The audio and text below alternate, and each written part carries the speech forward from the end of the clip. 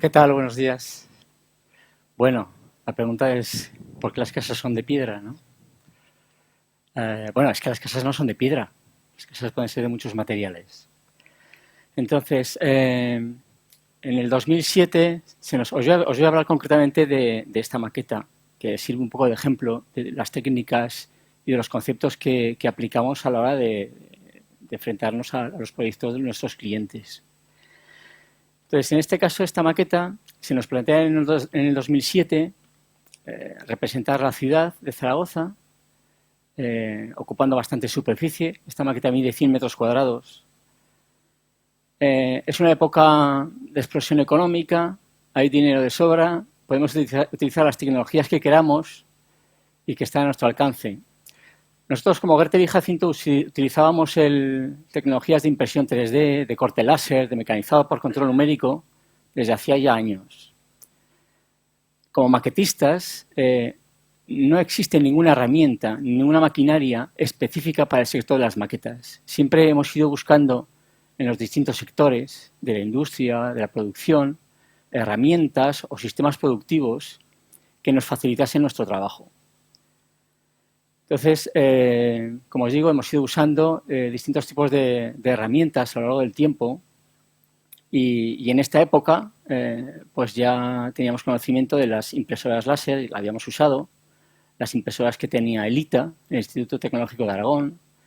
También conocíamos la impresora que tenía IT, que es una fundación relacionada con el clúster de automoción y aeronáutico de Aragón. Entonces se nos plantea esta maqueta, y claro, ¿cómo haces una maqueta de este tamaño en 9 meses? Pues ahí estuvimos pensando técnicas y opciones, ¿no?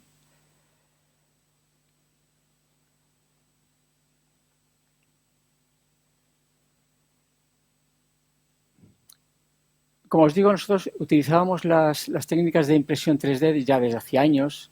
Esto fue uno de los proyectos previos a que Zaragoza ganase la Expo Agua del 2008. Fueron ya 3 años antes con distintos maquetas o distintos con exámenes previos. Habíamos utilizado, esta es una impresión en poliamida con la tecnología láser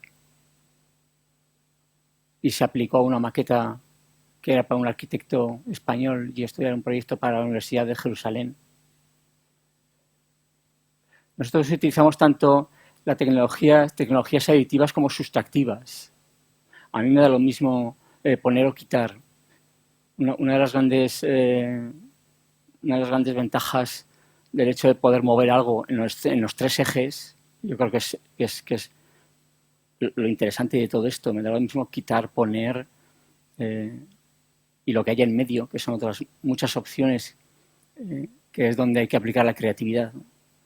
Esto de que se pueda mover algo en 3 ejes y lo controles, o puedes dividir un objeto en miles de puntos, o en miles de planos, o en miles de huecos, y tú eso lo puedas organizar y distribuir de la forma que quieras, abre tal abanico de posibilidades que es en donde creo que hay que profundizar.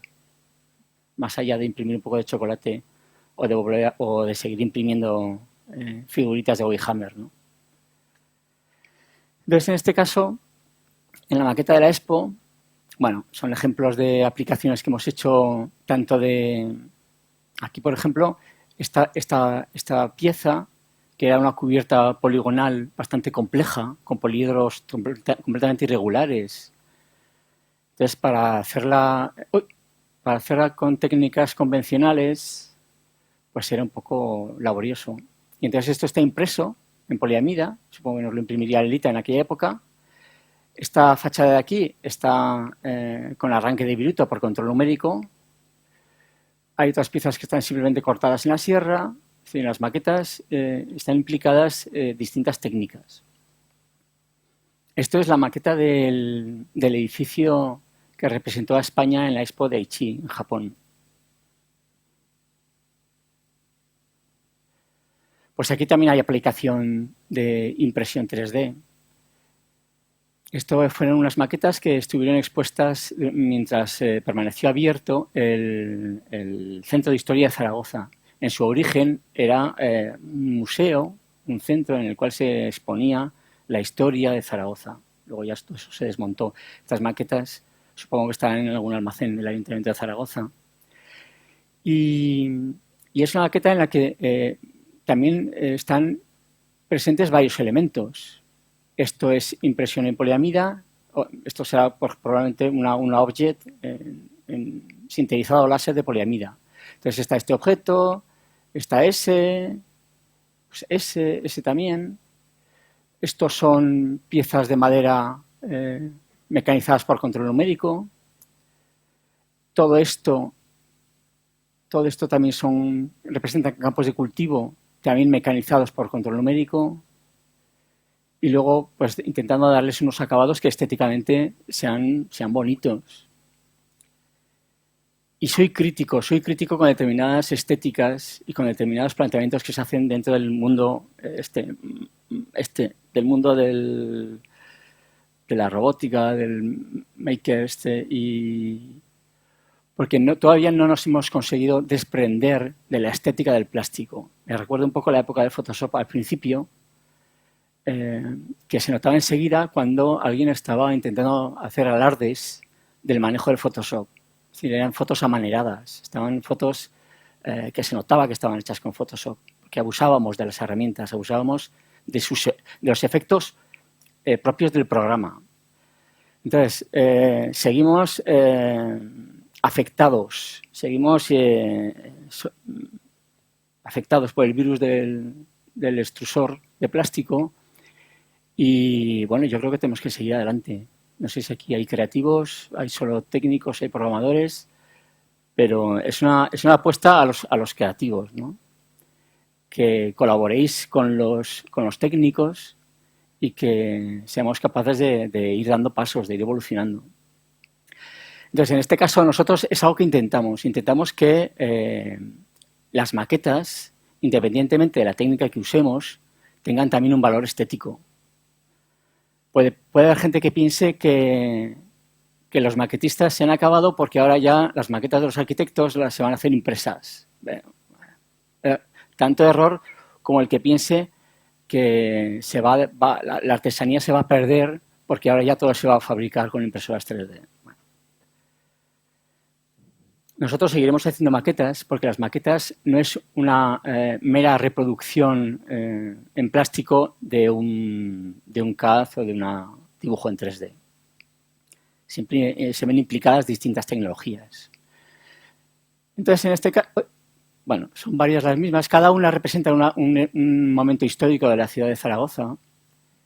Aquí también hay elementos hechos en poliamida, elementos hechos en madera. Esto es madera de haya mecanizada por control numérico. Seguimos con los 3 ejes. Campos de cultivo, también están mecanizados con fresadora de control numérico. Seguimos con los 3 ejes. El río es un trozo de aluminio mecanizado por control numérico.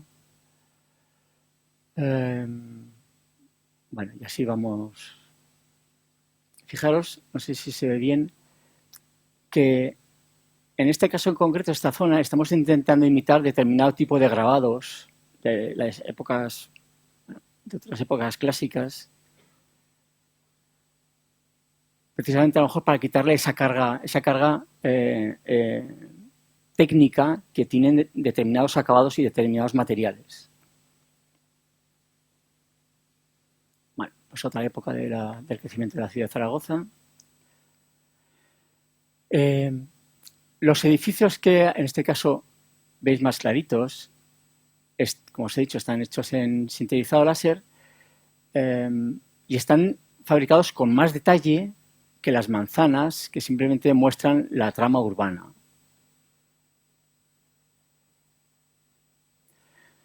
Bueno, entonces como nosotros ya veníamos con un cierto bagaje de uso de técnicas de impresión 3D, mecanizado y otras técnicas, y se nos da apoyo económico, y esto lo vuelvo a decir porque estas cosas también, si no hay un cierto capital detrás, no se puede.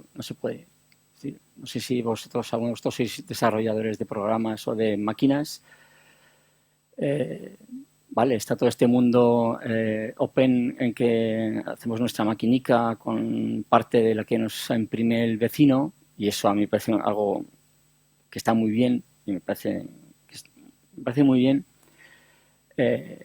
A lo mejor los avances tecnológicos por ahora tienen que seguir estando apoyados por dinero que te permita investigar, estar tranquilo investigando y no preocuparte de cómo comes o de dónde consigues los aparatitos para seguir investigando. Entonces se nos permitió plantear esta maqueta y enseguida vimos que por requerimiento del cliente que había también en este caso dos acabados, dos efectos. Por un lado estaban unos edificios significativos, emblemáticos de la ciudad, que tenían que estar mejor representados, con más detalle, y por otro lado había todo lo que es el manzanero, todo lo que es la trama urbana de la ciudad. Pues bueno, pues nos empezamos a plantear que podíamos dar dos texturas, dos acabados, dos técnicas distintas. Y además es que a veces las cosas van rodadas.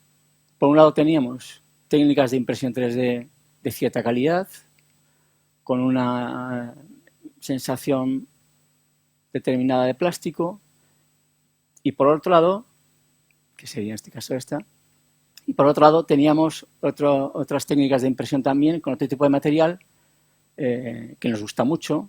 Nosotros en este caso esta impresora la tenemos nosotros y que es una sensación como cerámica que creíamos que encajaba muy bien con la estética que queríamos plantear en esta maqueta. Las dos técnicas son de impresión 3D, es cierto, nos permite ir más deprisa, teníamos 9 meses. En ese momento se compraron dos impresoras 3D de Z-Corp y estuvieron trabajando desde el primer día, estuvieron trabajando pues prácticamente los 8 meses, imprimiendo 24 horas al día. Claro, era la única forma, en ese caso, en ese momento era la única forma de producir eso en tan poco tiempo. Los dos tienen cualidades matéricas distintas y representaban bien lo que nosotros queríamos mostrar. Esta, además de la sensación visual, que aquí se pierde porque nos falta el objeto de cerca, cumplía una segunda función, y es que queríamos que estos elementos significativos de la ciudad estuviesen iluminados. Entonces podíamos iluminarlo desde fuera con un foquito o también podíamos iluminarlo desde dentro. Y es un material que es translúcido. Entonces eso nos permite iluminarlo desde dentro. Si yo controlo el grosor del material, puedo influir en la cantidad de transparencia o determinar la cantidad de potencia lumínica que necesito por debajo para que salga luz. Bueno, estos son detalles de algunos de los edificios que están en la maqueta. Esta maqueta, si queréis la podéis ver, está en el Ayuntamiento de Zaragoza, en el antiguo Ayuntamiento de la Plaza del Pilar. Está en el vestíbulo.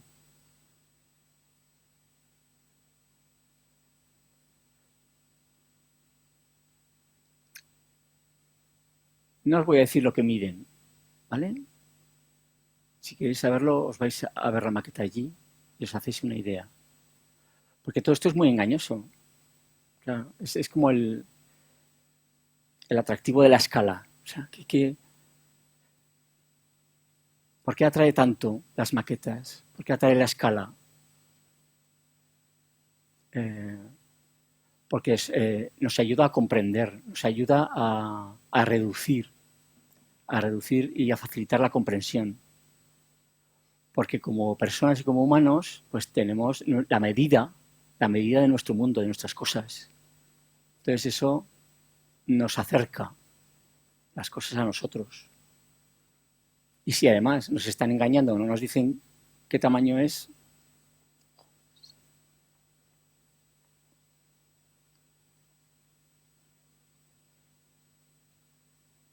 y esto lo digo más allá del hecho de poder reproducir, que un arquitecto diga, ay, mira, así le enseño a mi cliente la casa. Bueno, eso es anecdótico.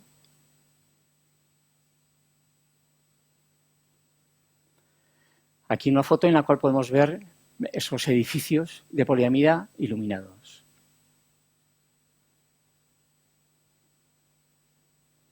Bien, y la otra técnica utilizada es la de la Z-Corp. Es una impresora que imprime en polvo como una especie de polvo de yeso.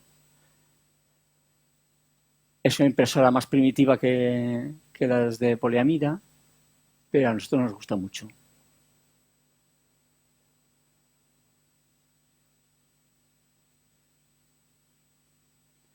En este caso, para poder representar todo esto, además de partir del manzanero de la ciudad que nos proporciona el ayuntamiento, hicimos unos vuelos aéreos por la ciudad haciendo fotos de todas las cubiertas de la ciudad.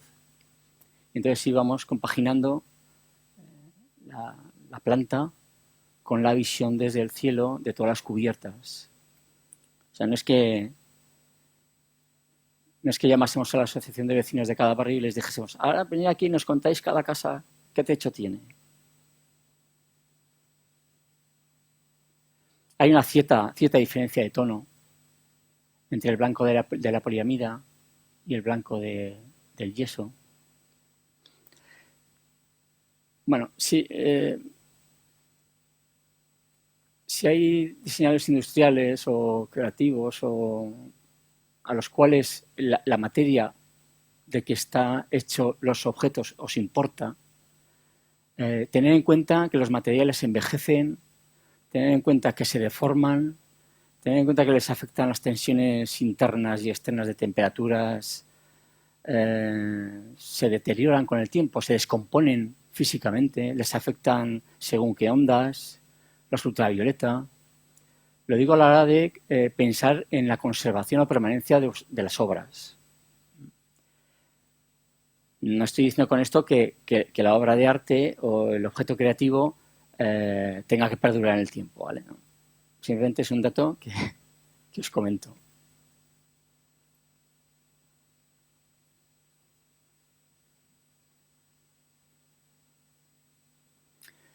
Claro, todo aquello que imprimimos tiene que partir primero de algo que yo he dibujado. Claro, son mundos que pueden aparecer que están separados, pero que son indisolubles, que uno no existe sin el otro.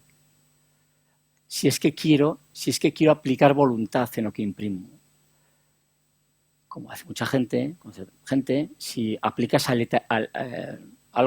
aspectos aleatorios a la impresión o al movimiento de las coordenadas del X y Z, si tú aplicas criterios aleatorios, como hace gente, pues tú enchufas el aparato a algo que te suministre datos externos, aleatorios del mundo, bueno, pues la cosa aquella se moverá en base a los datos que se está generando el viento, la temperatura corporal o lo que sea.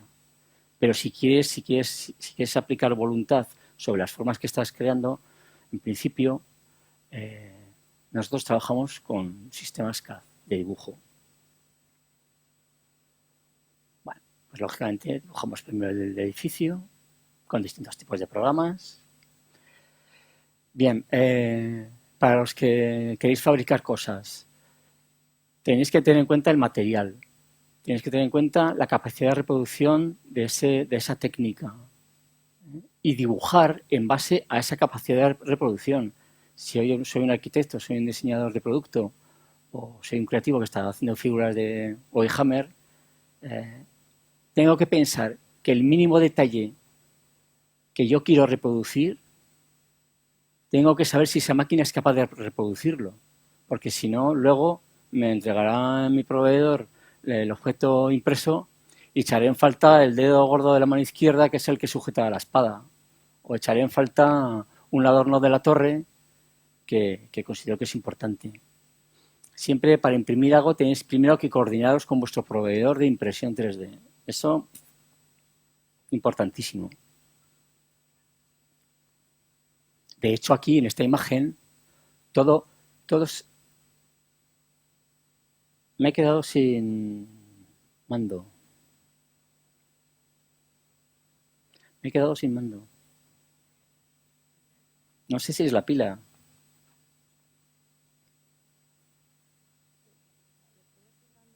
Sí, claro, yo le doy. Sí, sí, sí, sí, yo le doy. Vale, no, no, ya, ya está, ya está. Correcto, correcto, gracias. Antes, cuando hacíamos proyecciones con diapositivas, estaban los proyectores más bajitos y como no teníamos punteros, poníamos el dedo, pero es que no llego. Interrumpíamos el haz de luz y nuestra sombra señalaba. Bueno, pues ya veis, ¿no? Aquí hay una serie de detalles encima de las... Ah, lo he apagado yo.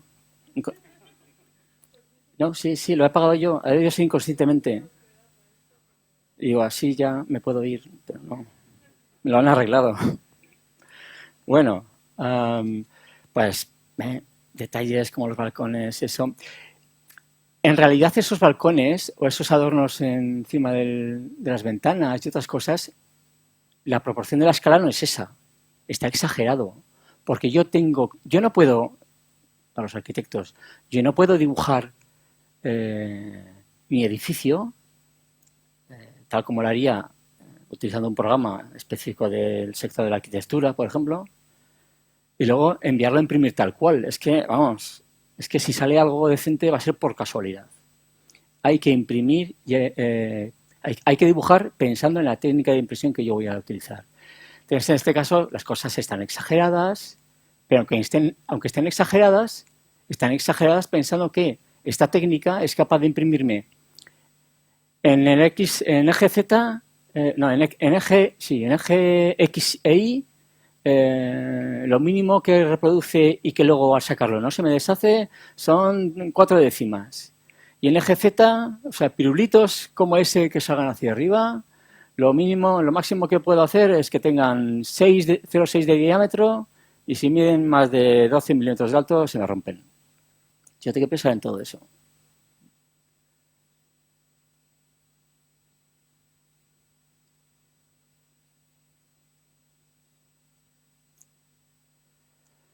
Bien, pues en este caso, como eran maquetas como eran reproducciones con menos detalle arquitectónico, bueno, pues se les dedicó menos tiempo. Aquí este es el caso de que yo tengo que fabricar, tengo que dibujar pensando en cómo voy a imprimir. Esta sería la parte inferior del edificio, viéndola por dentro hueca, solo con las superficies. Yo tengo que darle luego el grosor a esa superficie, porque hay una superficie teórica que el ordenador matemáticamente tiene ahí una superficie que él teóricamente la tiene, pero físicamente a lo mejor no existe. Si yo envío a imprimir esto, es muy probable que no salga nada.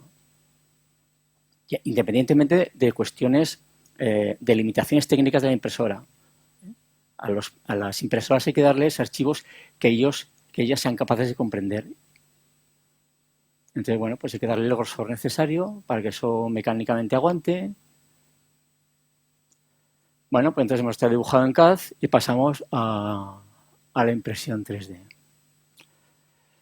Bueno, pues una vista general de la maqueta, muy bonita.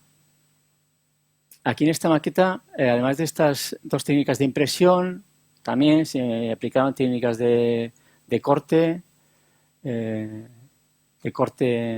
con un arranque de viruta, de fresado, se aplicaron técnicas de grabado láser, sobre todo para las zonas de la estructura portante. La estructura portante son unas 80 piezas completamente irregulares unas de otras que encajaban tipo puzzle. Entonces todas esas se cortaron por control numérico en una empresa de madera, de una carpintería. Lo que son las aceras y las zonas verdes se cortaron con láser en material contrachapado de madera de 0,7, de 7 décimas de milímetro de grosor. Se grabaron con láser determinados detalles. Y luego, pues bueno, ese aspecto, esa calidad visual con la que a veces queremos acabar las cosas. Y todas las zonas verdes están primero tratadas con rotulador, es decir, una maqueta de 100 metros cuadrados, impresión 3D, y luego utilizar un rotulador. Claro, es que al final esto importa. Y es la mano. Es decir, tal como yo cojo un rotulador y mancho mi zona de espacio verde, pues eso da una calidad visual, da un efecto, una sensación visual. A lo mejor de un trocito ahí apartado no, pero un cúmulo de pequeñas zonas verdes repartidas por la ciudad de una manera determinada, eso tiene un efecto visual. Y luego también le damos pues baños de óleos. Los óleos porque, bueno, como en base a aceites, bueno, nos permiten manejarnos con más libertad, poner, quitar, para variar las sensaciones. Claro, joder, podéis haberlo imprimido también en 3D, las calles y las aceras. Es que este sería otra maqueta, sería otra cosa. Bueno, pues otra vista de la maqueta. La iluminación, toda la iluminación es por LED y hay también que previsualizar, hay que preparar todo el proyecto para que luego esa luz, esas tiras de LED estén donde tienen que estar y den la cantidad de luz que tienen que dar, lógicamente. Bueno, lo que son las fotitos que íbamos a poner ya se han acabado. Pues nada, yo os haría otra pregunta. Ahora que ya me habéis estado escuchando un rato, ¿por qué las casas son de piedra? Pues, gracias. Os haría otra pregunta. ¿Para qué sirven las impresoras 3D? ¿O para qué sirve algo que se mueve en el espacio en X y Z? ¿Para qué sirve? Claro, salimos ahí afuera y tenemos 20 empresas que nos están hablando de lo mismo. Y la empresa 21 que nos va a hablar de otra cosa, yo lo que intento es incitarlos para ir un poquito más allá. Yo tengo mi mundo más o menos hecho. Yo me dedico a las maquetas, pero si queremos avanzar hay que hacerse más preguntas y ver eso que se mueve en el espacio, ¿qué hay? Tiene que haber algo, a lo mejor lo hago al revés. En vez de que algo se mueva por el espacio, hago que se mueva otra cosa por dentro en vez de por fuera. Pues ese tipo de cosas. Pues nada, ¿tenéis alguna pregunta, alguna cosa? ¿Alguna pregunta comprometida?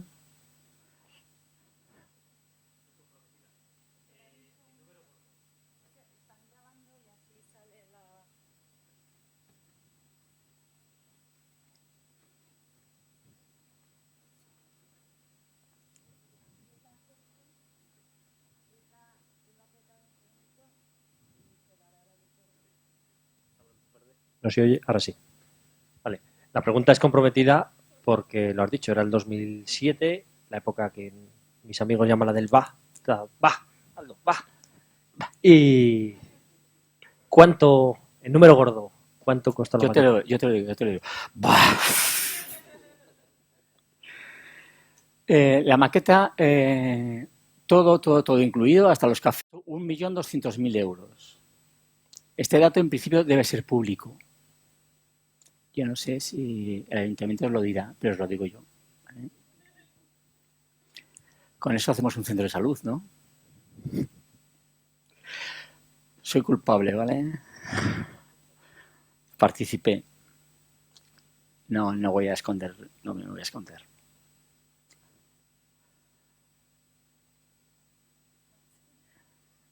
Joder, chao. A la pela, ¿viste? A la pela. La única que os preocupaba era la pela. No. La pela, el euro. Ya no hay euros, vale. Vamos a dejar de hablar de euros. Hablemos de otra cosa. Tengo más preguntas. Vale. ¿Cómo se monta? O sea, porque la montes en horizontal, la montes en vertical, ¿cómo se mueve? Sí. Bueno, se monta en vertical y, como os he dicho, está formada por, o sea, no me acuerdo, son 70 y pico piezas, que todas ellas son irregulares. Porque, claro, uno cuando se plantea despiezar una maqueta, hay gente que todavía, yo lo he visto, gente maquetistas que despiezan sus maquetas por cortes rectos. Caiga donde caiga, venga, por aquí, que me cabe en la furgoneta, por aquí. Cortan edificios, calles, figuritas del paseante. Nosotros entendemos que el problema logístico de transporte o de posicionar una maqueta en un sitio es un accidente el cual tenemos que llevar lo mejor que podamos, y entonces nosotros lo que hacemos es dividir las maquetas por aquellos lugares en los que luego se va a notar menos la unión. Entonces, en este caso, como en muchos otros, dividimos la maqueta por... ¿Me dejas el pincho otra vez? ¿El puntero? Claro, nosotros dividimos pues aprovechando, por ejemplo, a lo mejor la acera que corre todo el coso. Entonces, cuando yo uno la acera con mi calle, si yo estoy poniendo un contrachapado de madera de abedul encima de una material pintado de gris, hay una diferencia de material. Por lo tanto, si yo hago la unión ahí, no se va a notar. Entonces, están hechos. Todas son completamente irregulares. Pero claro, no son como los puzzles que encajan así. Estas piezas solo podían montarse si entraban enfrentadas. O sea, entraban, si estuviesen en la mesa, desde arriba. Y en este caso, como era una maqueta que iba a ir vertical, por necesidades del cliente, era una maqueta que las piezas tenían que entrar pues en esto que estoy intentando explicaros, que no me sale ahora. Sí, como un puzzle, pero claro, los puzzles son flexibles y los doblas y los encajas, no pasa nada. No podemos meter doblado aquí una plancha que pesa bueno, había distintos tamaños, pero había trozos que podrían pesar 120 kilos. Porque el polvo de yeso de la Z-Corp pesa. Cuando tú metes en un trozo de madera 50 o 60 manzanas impresas, aunque estén huecas, eso acaba pesando. Entonces, lo que tuvimos que hacer fue preparar toda la estructura de forma que arriba teníamos una grúa, teníamos un polipasto. Claro, ¿por qué cuesta 1.200.000? No, al revés. Porque como cuesta 1.200.000, pongo en marcha mi cabeza y cualquier cosa. Entonces, claro, pues es que para montar eso hubo que construir un pequeño polipasto, de estos que utilizan en las obras pequeñas para subir los sacos de tierra, un pequeño polipasto que corría por todo lo largo de la maqueta. Igual se ve. No se ve. Pero corre por ahí arriba. Y entonces lo cogíamos abajo, lo subíamos a su sitio y también lo teníamos preparado para que se desplazase en dirección a la maqueta. Entonces, cada pieza encajaban así. Y luego esto todo por detrás va sujeto pues, por un sistema de grapas mecánicas a un montón de barras verticales. La anécdota es que debía correr el mes pues igual era el mes de diciembre o enero o febrero, no sé. Bueno.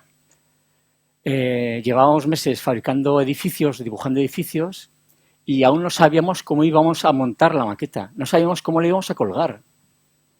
Pero en previsión de eso, esto que nos permite saber y coordinar X y Z, ¿no? Bueno, pues yo, como no sé cómo lo voy a hacer, me preparo una trama de puntos, una trama de agujeros, cada 20 centímetros, y ya lo veré.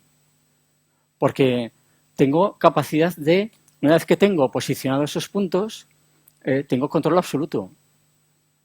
No tengo que hacer nada a ojo. Entonces yo, a cada parte del puzzle, independientemente de lo que hago en la superficie, porque es la maqueta que se ve, yo por debajo tengo una trama de agujeros en X e Y que cada 20 centímetros tiene un agujerito donde yo puedo roscar o sea, puedo meter una rosca de la métrica que fuese, era 10 en este caso, para que aguantase. Y luego, cuando ya teníamos en marcha pues la parte más gorda de la maqueta, nos pusimos a desarrollar qué puedo hacer yo para que, basándome en esta trama de agujeros, pueda soportar todo. Pues bueno, ya una cosa te lleva a la otra.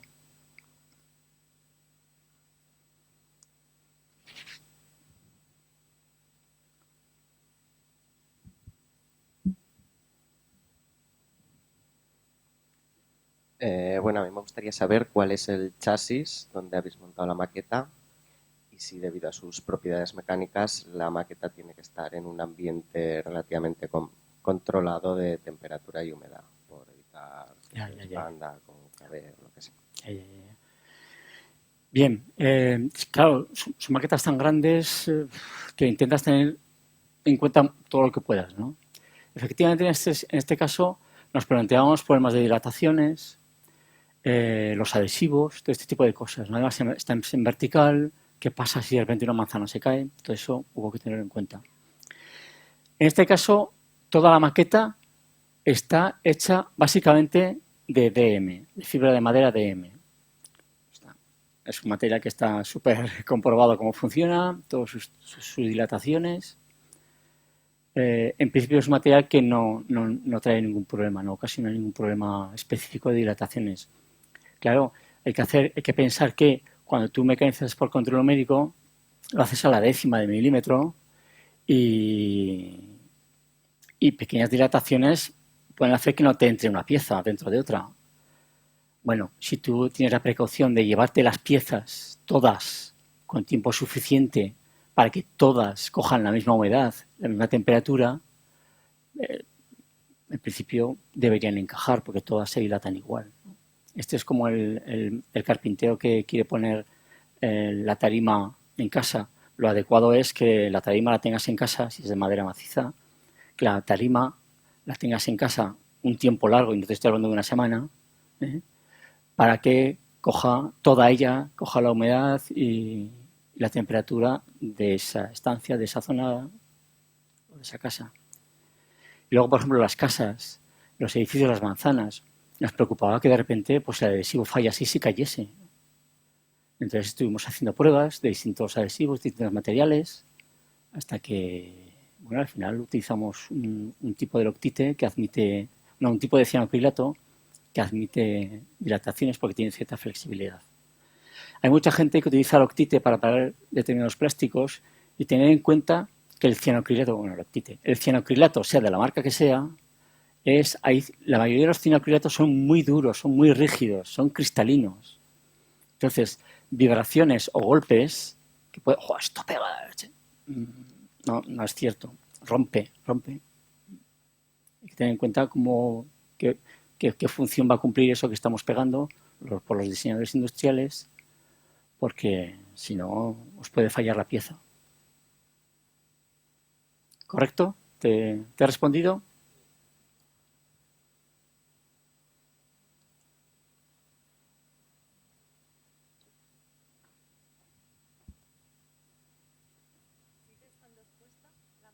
Sí, está en el Ayuntamiento de Zaragoza, que está en la Plaza del Pilar. Ah, sí, es verdad. En el vestíbulo. En el vestíbulo de entrada. Es verdad.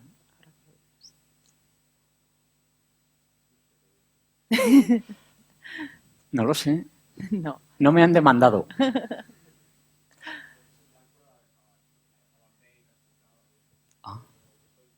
Espera, un segundo. Pues me alegro. Simplemente pues eso, que la noche en blanco pues que la estaban explicando cómo funcionaba y todo, iluminándola y eso. Sí, la iluminación no solamente es iluminación por dentro, por debajo, con LEDs y fibra óptica.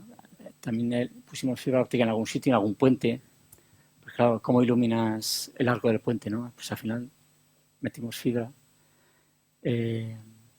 Además de eso, también está iluminada con focos, los típicos focos de teatro o de cine, pues con unos gobos, con unos recortes de determinadas zonas que hay que iluminar.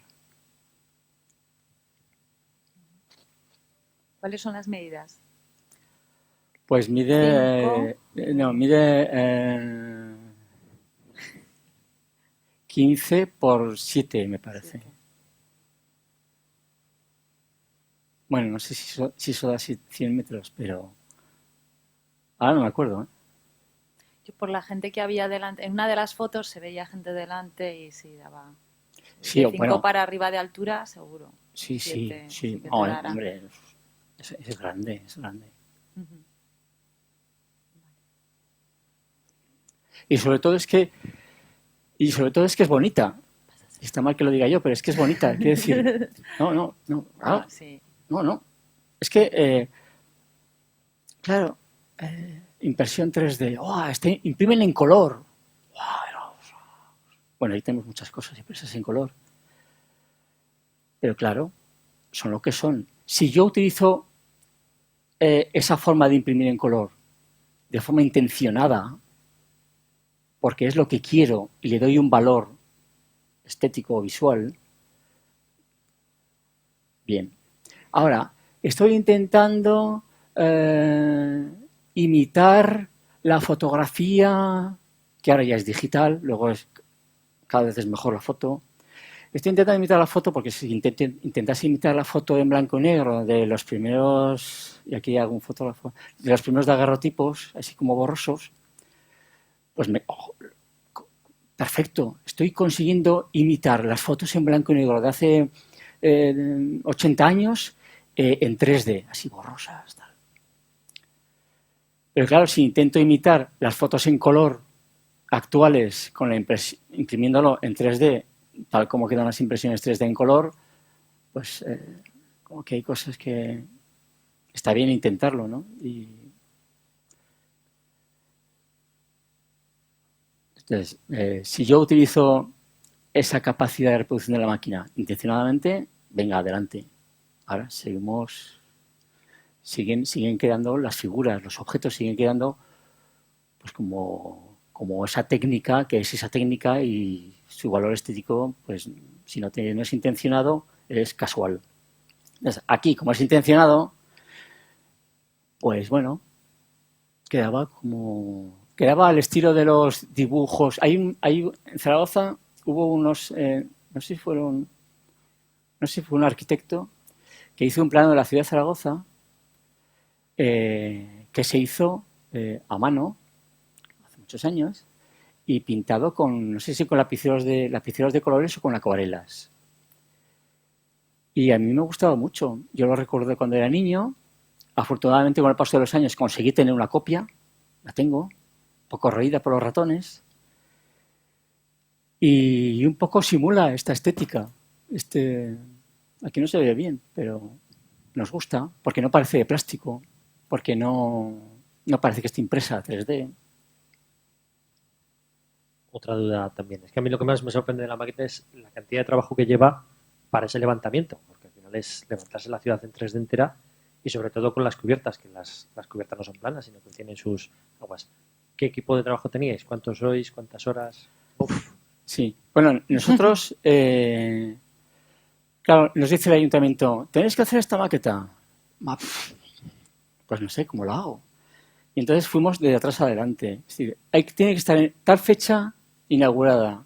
Entonces, si tengo que hacer 500 manzanas, ¿cuántas manzanas tengo que hacer al día para llegar a tiempo? Pues de 10, ¿vale?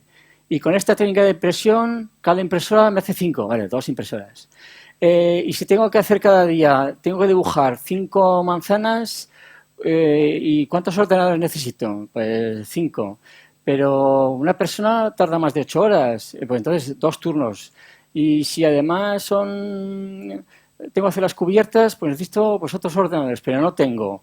Entonces pongo 2 turnos y así fue cuestión de ir multiplicando de atrás, o sea, desde la fecha de inauguración, con todas las variables que entraban en juego, superficie, edificios, complejidad a la hora de hacerlos. Nosotros primero hicimos un test. Nosotros cogemos una manzana tipo de la ciudad con un delineante, cronómetro, venga. Claro, o sea, bueno, pues salieron 5 horas, 2 horas. Multiplicado por 500, pues tantas horas. Pues bueno, pues si tengo 9 meses, pues me sale tanto. O sea, somos maquetistas, no somos tontos, quiero decir. No, por favor. No, sí que puedo serlo en diversas ocasiones, ¿vale? Pero quiero decir, también somos sistema productivo. O sea, nosotros aplicamos pues, técnicas de producción, o sea, control de producción. Bueno, lo intentamos, ¿no? Pero ¿cuánto el equipo? Ah, perdona. Cinco. Sí, perdona. Sí, entonces, eso. Todo eso al final. Bueno, pues estábamos 2 turnos de 7 a 3 y de 3 a 11. Y por la noche el vigilante jurado. Que si me acuerdo, preguntarme por la anécdota del vigilante jurado. Y teníamos 7 ordenadores, 7 puestos de trabajo, 7 ordenadores, con 2 turnos, o sea, 14 delineantes, los 9 meses. Porque luego hicieron otras funciones también.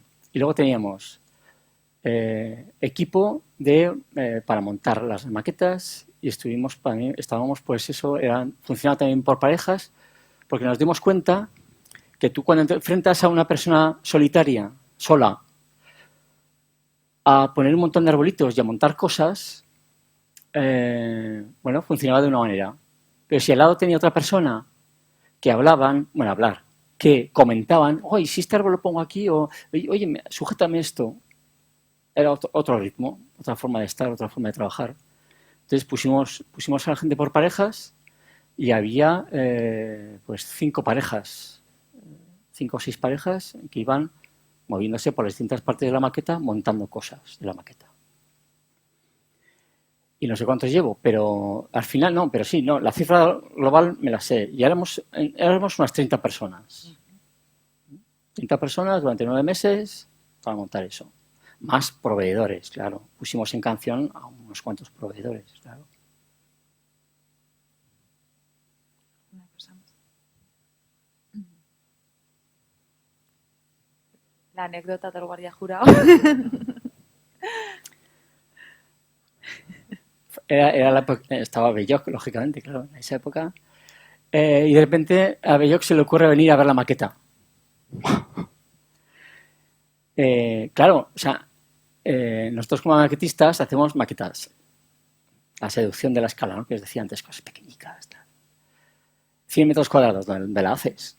Entonces, casualmente, nosotros estamos en Torrero, casualmente hacía 2 años que habían cerrado un colegio concertado. Qué bien. El caso es que sabíamos que tenía un polideportivo, tenía sus salas, demás, y les llamamos, oye, ¿nos podéis alquilar el colegio durante 9 meses? Y las monjas, pues bien.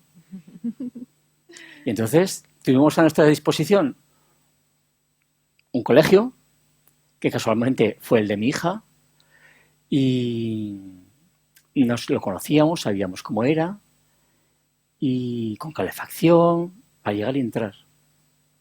Y entonces la maqueta la montamos en el polideportivo, en la zona del polideportivo que cabía 100 metros cuadrados. Pues nada, bien. Pusimos a trabajar ahí y un determinado día Belloc quiere venir. Pues vale, que venga. Y esta zona de Torrero es una zona un poco ya final del tramo de los espacios urbanos con los pinos. Y cuando los chicos del barrio y chicas del barrio, adolescentes, supieron que nosotros estábamos allí, pues se acercaban al colegio. Y de paso fumaban pipas, cerveza, sus porricos, y se ponían allí en la misma puerta, porque había un porche. Entonces yo por las tardes sacaba el cubo de basura, oye, por favor, ¿me escobáis esto? Porque acaban dejándolo todo lleno de colillas y de pipas. Pero el que es casi, claro, viene Belloc con su equipo y los chavales ahí. Y ya se va Belloc y se me queda una determinada persona, que luego comprendí que era del equipo de seguridad, diciéndome, mira, Jacinto, vamos a ver, esto no puede estar así. O sea, no puedes tener aquí a estos chicos, no puedes tener esto así abierto de esta manera. Mañana vigilante jurado. Porque la vigilancia era una llave, o sea, mi seguridad era la llave. Y esto es un poco la historia, o sea, el ayuntamiento puso un vigilante jurado por las noches para proteger su maqueta, que era nuestra, hasta que no la entregásemos era nuestra. Y por eso hubo un vigilante jurado. Por mandato del alcalde de Zaragoza para proteger la maqueta. Bueno, nos hemos ido un pelín de tiempo, hemos empezado más tarde también y además así ha sido muy interesante, Jacinto. Me quedo con la idea, nos quedamos con la idea de ir un poco más allá, de siempre mezclar las distintas técnicas y de que la manual no se sustituye fácilmente. Gracias, muchísimas gracias por explicárnosla. Ahora tenemos la segunda ponencia. Si queréis, abrimos puertas un segundito para permitir que entre más gente y eso, pero nada, no hacemos los recesos de ayer, que eran un pelín más largos, para que darle entrada a Carlos Tricas, que nos hablará de modelado en la nube y de cómo acceder a servicios potentes para renderizar cosas complicadas y de muchas más cosas, porque la charla de Carlos es súper interesante. Abro puertas un momento para que pueda entrar gente y continuamos. Muchas gracias, Jacinto. Gracias.